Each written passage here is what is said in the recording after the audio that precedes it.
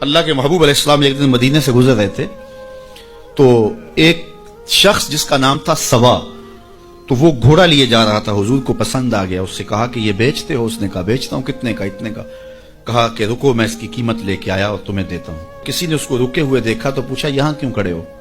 اس نے کہا مسلمانوں کے نبی سے اس گھوڑے کا سودا ہو گیا تو وہ قیمت لینے گئے۔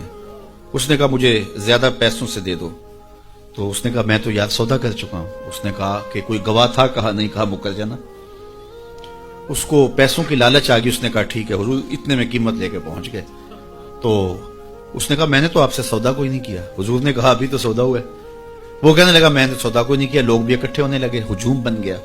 اب حضور کہے میں نے گھوڑا خریدا ہے، وہ کہے میں نے بیچا نہیں۔ اب جب لوگوں کا ہجوم بنا تو لوگوں کے ہجوم کا بھی ایک پریشر ہوتا ہے۔ تو اس نے کہا کہ اگر بات لوگوں پہ چلی گئی تو صادق بھی یہ ہیں، امین بھی یہ ہیں، تو لوگ تو انہیں سچا کہیں گے۔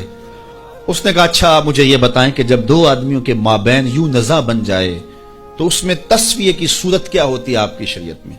تو حضور نے فرمایا میری شریعت تو کہتی ہے کہ جو مدعی ہے وہ گواہ لائے، والیمین علی من انکر، جو انکار کرتا ہے وہ قسم دے دے۔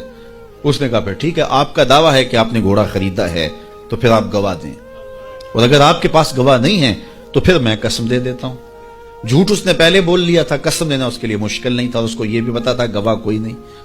تو اس نے کہا جناب آپ گواہ پیش کر دیں تو میں گھوڑا دے دیتا ہوں جس قیمت پہ آپ بتا رہے ہیں، اور اگر آپ کے پاس گواہ نہیں ہے تو پھر میں قسم دے دیتا ہوں۔ اب بھری بزم تھی، لوگوں کا ہجوم تھا، اور اس نے ایک ایسی بات کی۔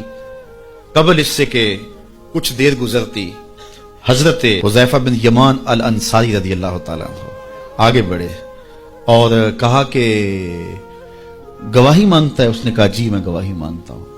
تو کہا میں گواہی دیتا ہوں، جتنے میں حضور نے بتایا اتنے میں سودا ہوا ہے اور حضور نے گھوڑا خریدا ہے۔